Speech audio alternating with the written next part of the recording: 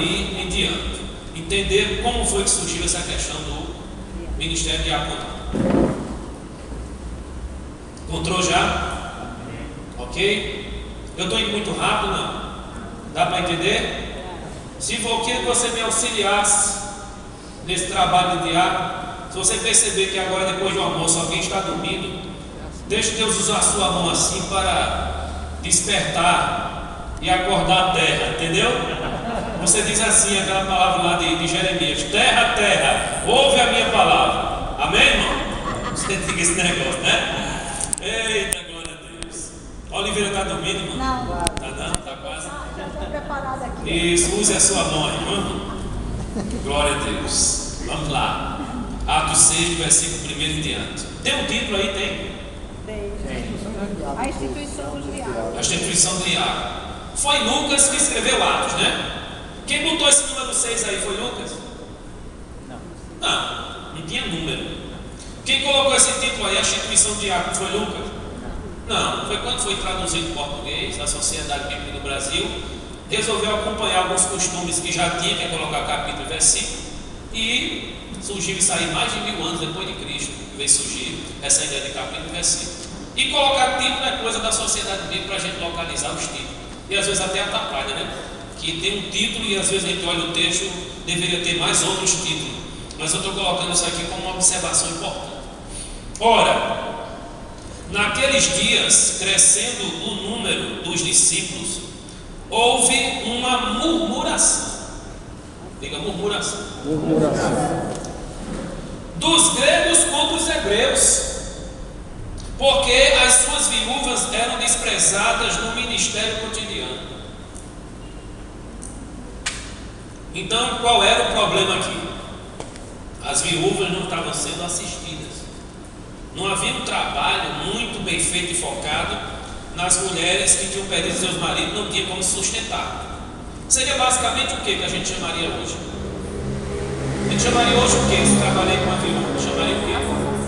Uma ação social, né? Aquele momento da cesta básica, aquele vai dar um nome de mesa, mas a gente chamaria hoje cesta básica, chamaria hoje de ação social, não é? Chamaria hoje de algo assim ligado à assistência a alguém pobre, necessitado.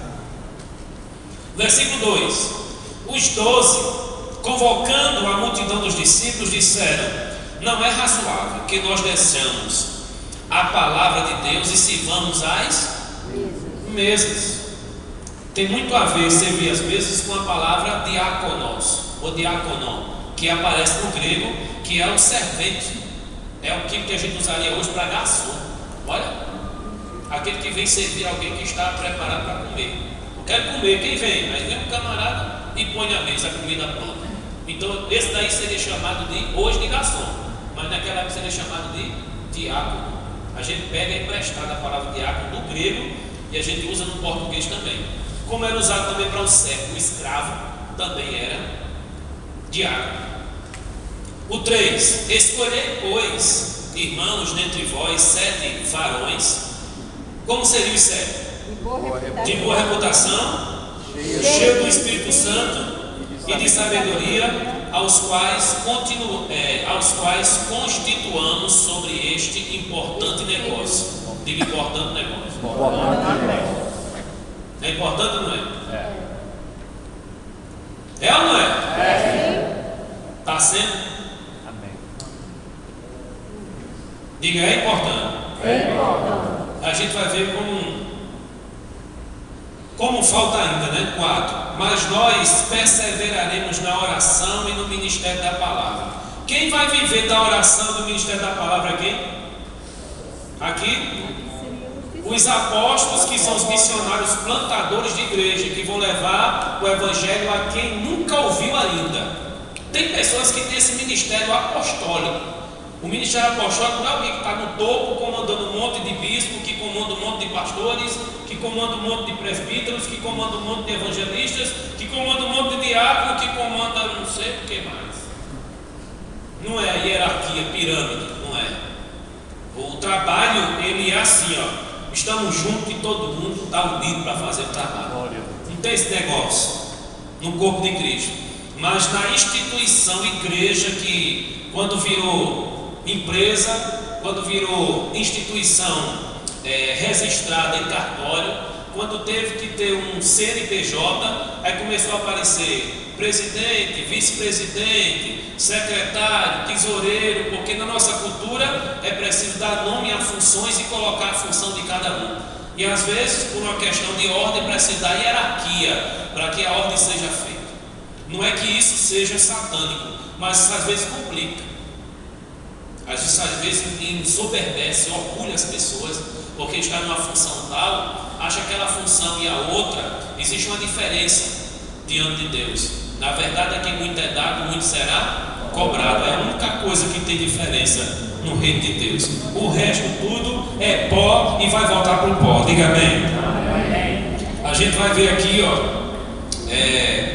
o versículo 5. A este parecer contentou a toda a multidão e elegeram Estevão, homem cheio de fé e do Espírito Santo, e Filipe, Prócoro, Nicanor, Timão, Pármenas, Nicolau, prosélito de Antioquia, e os que apresentaram ante os apóstolos, e os apresentaram ante os apóstolos, e estes, orando-lhes, impuseram as mãos. Como é o nome disso aqui? É o que a gente chamou de quê? De consagração. O povo apresenta aqueles que têm o perfil.